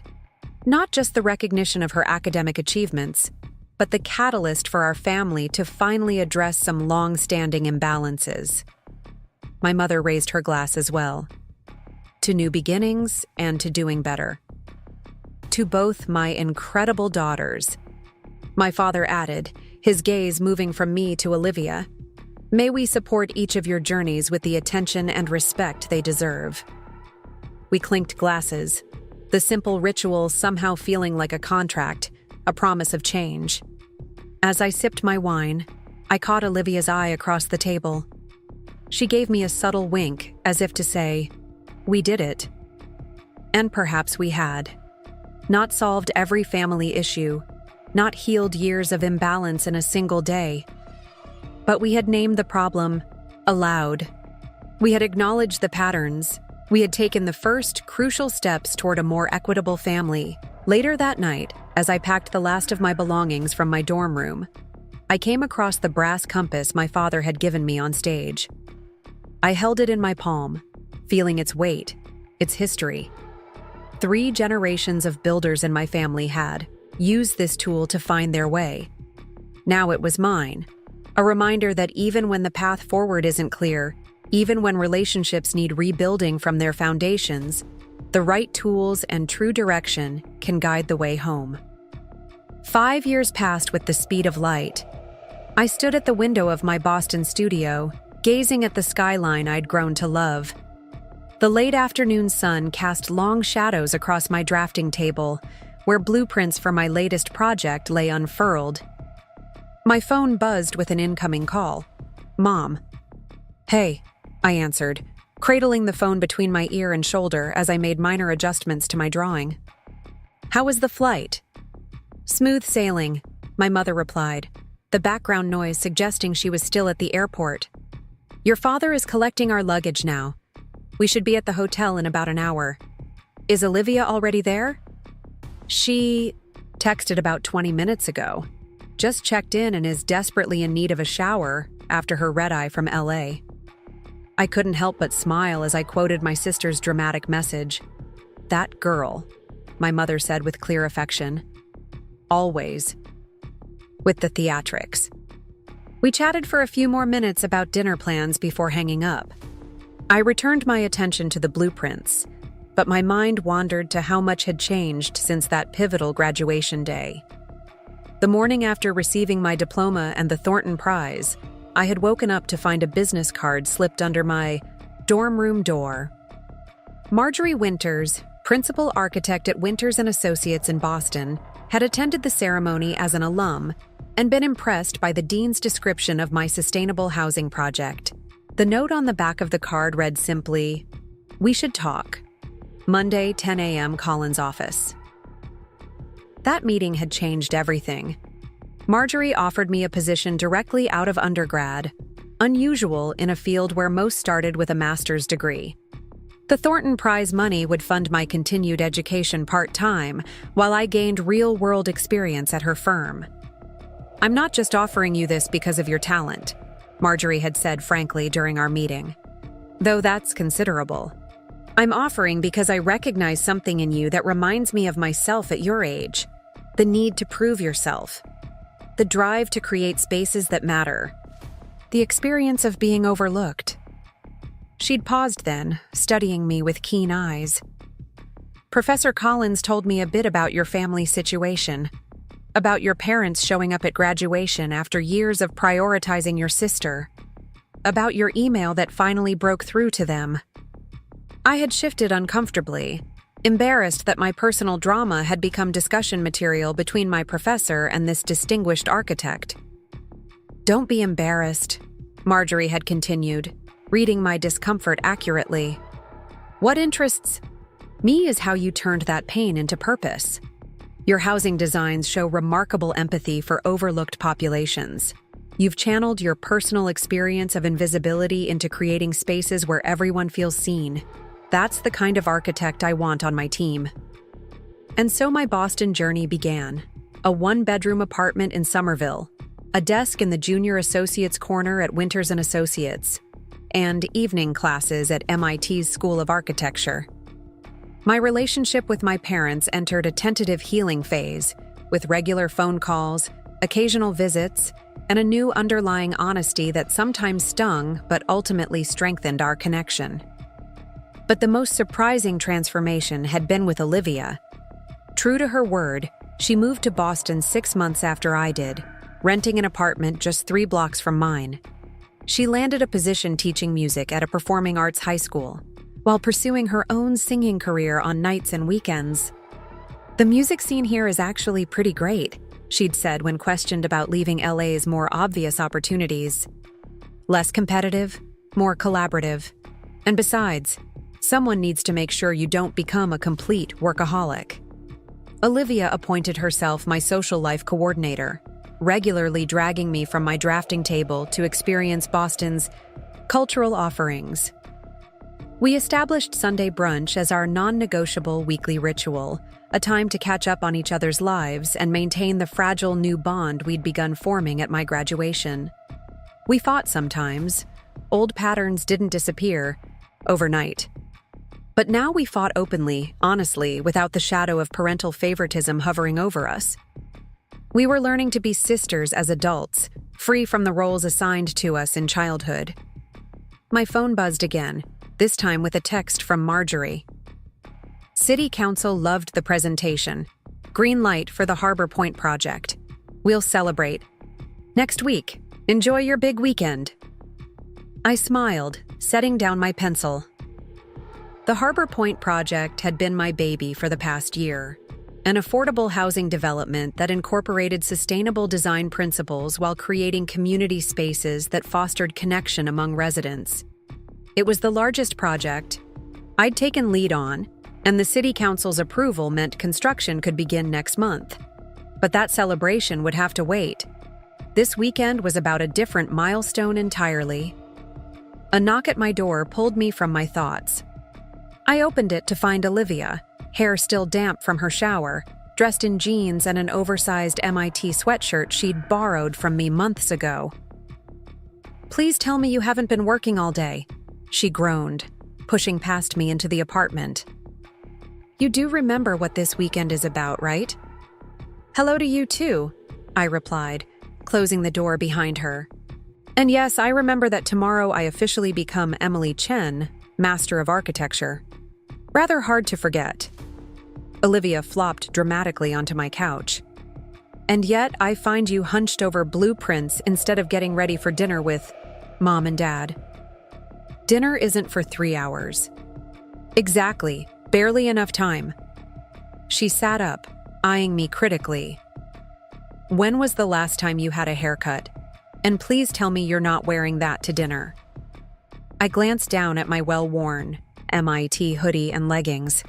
What's wrong with this? Olivia rolled her eyes heavenward as if seeking divine patience. Emily, this is a celebratory weekend. You're getting your master's degree tomorrow. Mom and Dad have flown in. We have reservations at Soralina.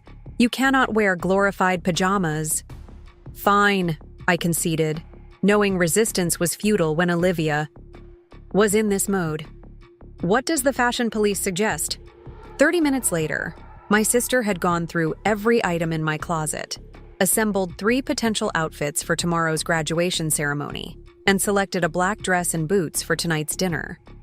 She'd also FaceTimed our mother twice for second opinions, ignoring my protests that I was 30 years old and perfectly capable of dressing myself. You're an architectural genius, Olivia said, applying mascara to my reluctant eyelashes. But your fashion sense is stuck in sophomore year of college. Accept help where you need it. As she fussed over me, I studied my sister's face.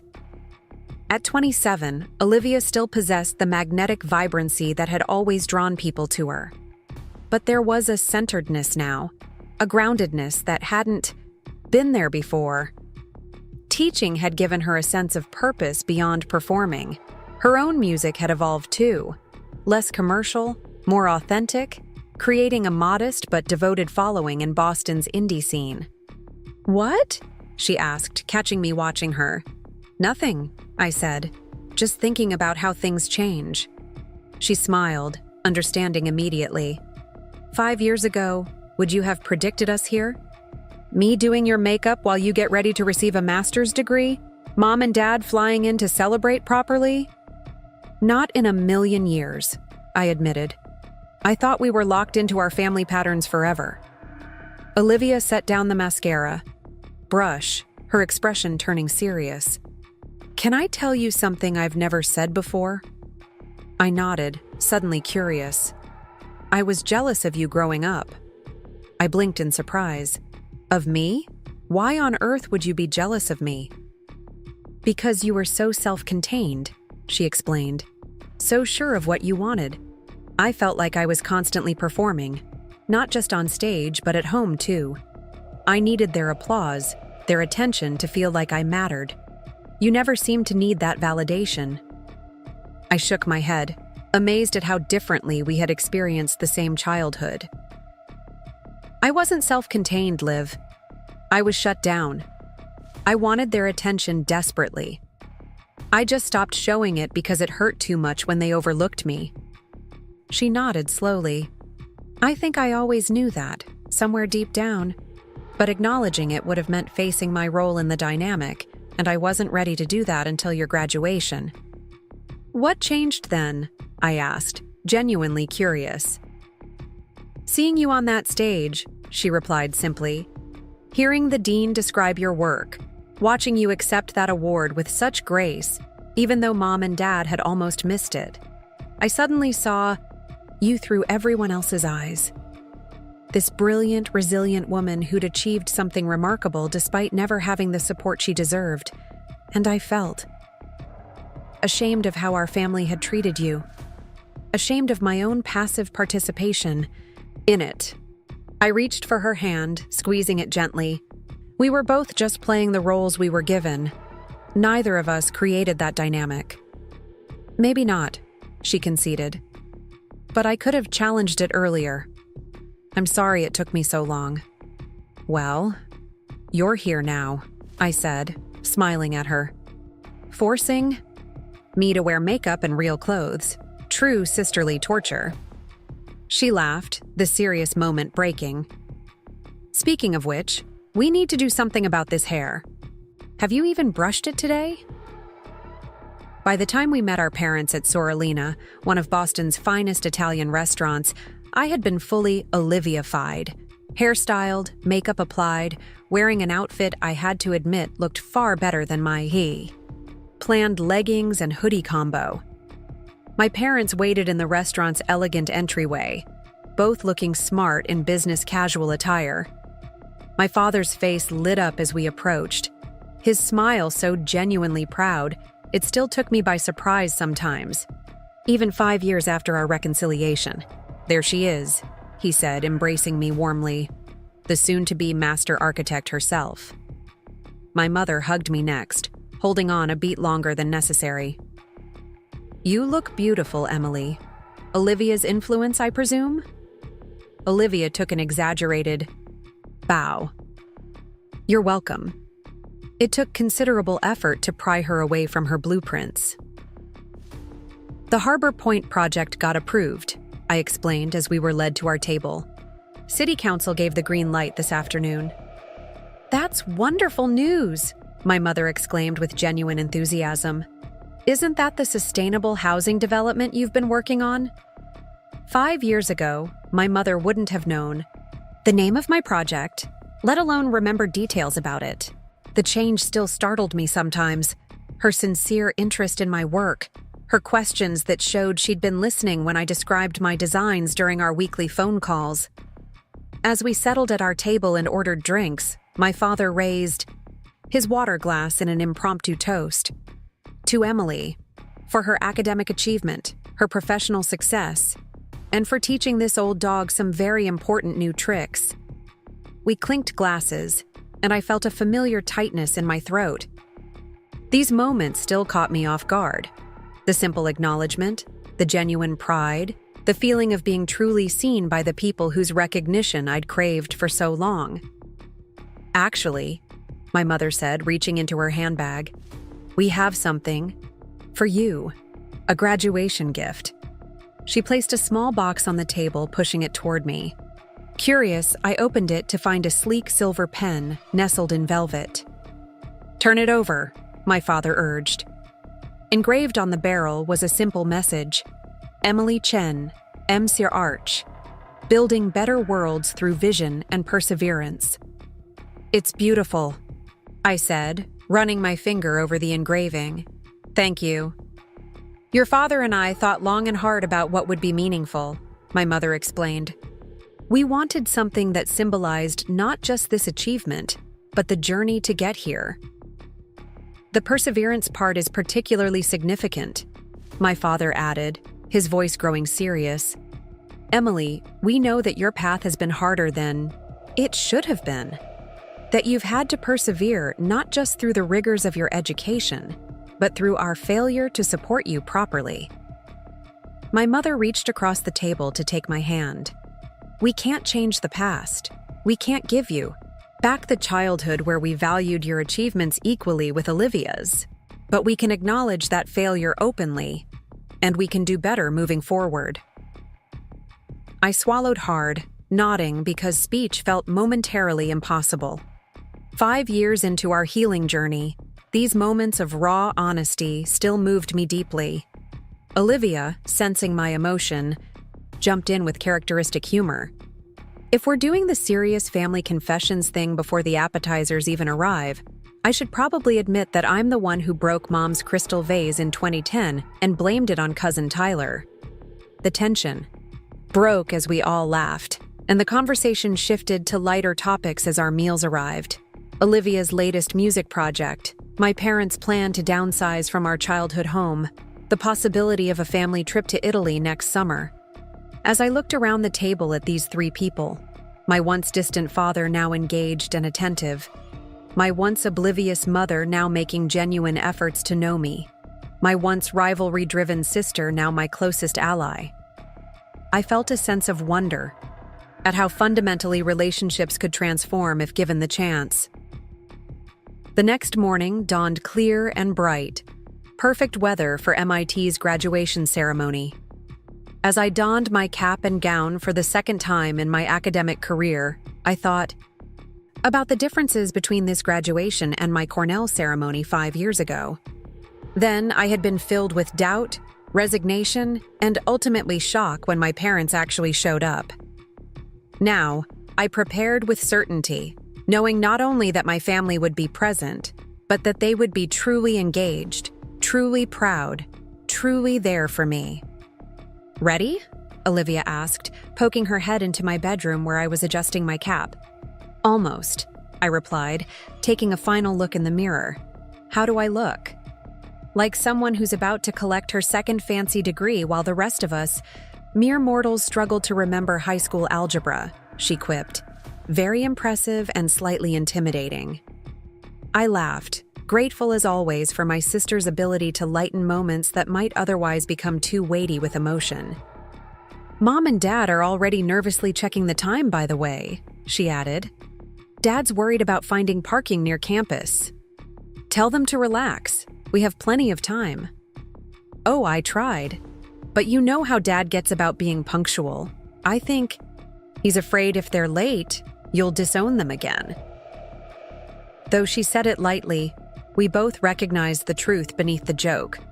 My parents had been meticulously careful about showing up for my events since our reconciliation, arriving early, staying late, demonstrating through their physical presence what they had failed to show for most of my life, that I mattered, that my achievements deserved celebration, that they wanted to witness my moments of triumph. The drive to MIT was filled with my father's nervous questions about parking and timing, my mother's fussing over whether I'd eaten breakfast, and Olivia's running commentary on the other drivers sharing the road with us. Familiar family chaos, but comforting now rather than alienating. We parked with plenty of time to spare, as I had assured my father we would, and made our way to Killian Court where the ceremony would take place.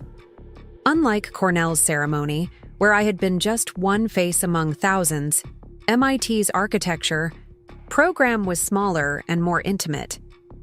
Faculty knew each student personally, projects were discussed and critiqued collaboratively, and the graduation ceremony reflected that tighter community.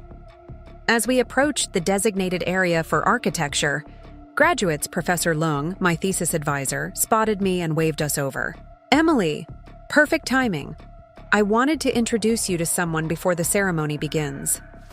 Standing beside her was a distinguished-looking woman in her 60s, elegant in a tailored suit and sensible heels. I recognized her immediately from architecture journals and industry events. "This is Margaret Kwan," Professor Leung said, confirming what I already knew. "Margaret, this is Emily Chen, the student whose thesis project on community-centered sustainable housing I mentioned." Margaret Kwan was a legend in the field, one of the pioneering female architects who had broken through the profession's glass ceiling in the 1980s. Her urban renewal projects in post-industrial cities had transformed neighborhoods while preserving their cultural identity. "Ms. Kwan," I said, extending my hand and hoping it wasn't visibly shaking. "It's an honor to meet you. Your work on the Detroit Renaissance project was actually what inspired me to focus on community-integrated design." She smiled, shaking my hand firmly. "Professor Leung has shown me your Harbor Point proposal, ambitious and thoughtful work. I particularly appreciate your attention to creating shared spaces that encourage interaction across generational and cultural boundaries." I blinked, momentarily speechless that Margaret Kwan had not only seen my work, but had specific observations about it. "I understand you're with Winters and Associates now," she continued. "Marjorie is an old friend. She speaks very highly of your contributions to the firm." "Thank you," I managed, finally finding my voice. "I've been fortunate to work with her." "Indeed. Well, I'll be interested to see how your career develops, Ms. Chen. Perhaps we'll have an opportunity to collaborate someday." As she moved on to speak with another faculty member, I turned to find my family standing a respectful distance away, having witnessed the entire exchange. Olivia was grinning broadly, giving me an exaggerated thumbs up. My parents looked politely confused, but impressed. "Who was that?" my father asked as I rejoined them. Only one of the most influential architects of the past 30 years, I explained, still processing the encounter myself. She basically revolutionized how we approach urban renewal in historically marginalized communities. And she's seen your work, Olivia added, hooking her arm through mine. Look at you, networking with the architecture Illuminati. The ceremony itself was both formal and intimate, with each graduate receiving personal remarks from their primary faculty advisor as they accepted their degree. When my name was called, Professor Leung spoke about my exceptional ability to balance technical innovation with human-centered design and my commitment to architecture as a tool for social equity. As I crossed the stage to receive my diploma, I glanced toward the audience where my family sat together in the third row, just as they had at Cornell. But this time, there was no surprise in their presence, no last-minute drama, no sense that they were making a special exception to be there. This time, their attendance was the natural expression of their support, expected rather than extraordinary. After the ceremony concluded, amid the swirl of graduates and families taking photos and exchanging congratulations, Margaret Kwan approached me again, this time with Marjorie Winters at her side. "Emily," Marjorie said warmly, "congratulations. Though I'm not sure which I'm more excited about, your master's degree or the City Council's approval of Harbor Point." "Both feel pretty amazing," I admitted. "I was just telling Margaret about the community engagement approach you pioneered for that project," Marjorie continued. "The design charrettes with future residents, the partnership with the local arts organization." Margaret nodded approvingly. "That's exactly the kind of innovative process my foundation is looking to support with our new initiative. Marjorie thinks you might be the right person to lead the Boston pilot." I looked between them, momentarily confused. "What initiative?" "The Kwan Foundation is launching a nationwide program focused on affordable, sustainable housing in urban centers," Marjorie explained. 10 cities, 10 architects, one unified vision for community-centered design. Margaret is looking for someone to head up the Boston project. "We'd need to discuss details, of course," Margaret added. "It would mean transitioning from Winters and Associates to a foundation position, but you'd have considerable creative freedom and resources at your disposal." My mind raced with possibilities. This was the kind of opportunity architects dreamed about, the chance to work on meaningful projects with substantial funding and support from one of the industry's most respected figures. "I'd be very interested in learning more," I said, trying to maintain professional composure despite my internal excitement. "Excellent. I'll have my assistant set up a meeting for next week." Margaret handed me her card before being called away by another faculty member. Marjorie stayed behind, smiling at my obvious excitement. "I'd hate to lose you at the firm, but this is too perfect an opportunity to pass up. The Foundation's mission aligns exactly with your vision." "But what about Harbor Point? I can't just abandon it now that we've got approval." "We'll figure it out," she assured me. "Maybe a transition period where you consult on Harbor Point while ramping up with the Foundation." "The point is, Emily, you've created this opportunity through your work, through your vision. You should feel very proud." As Marjorie moved away to greet other graduates, my family surrounded me, eager to hear about the conversation they'd witnessed from a distance. "Was that the architecture Illuminati again?" Olivia asked. "You looked like you were being recruited for a secret mission." I explained the Foundation opportunity, watching their faces light up with pride and excitement on my behalf. "This is extraordinary, Emily," my father said, his voice thick with emotion. "Though not surprising, your work has always been exceptional." My mother embraced me tightly. "We are so proud of you, so grateful to be part of this moment."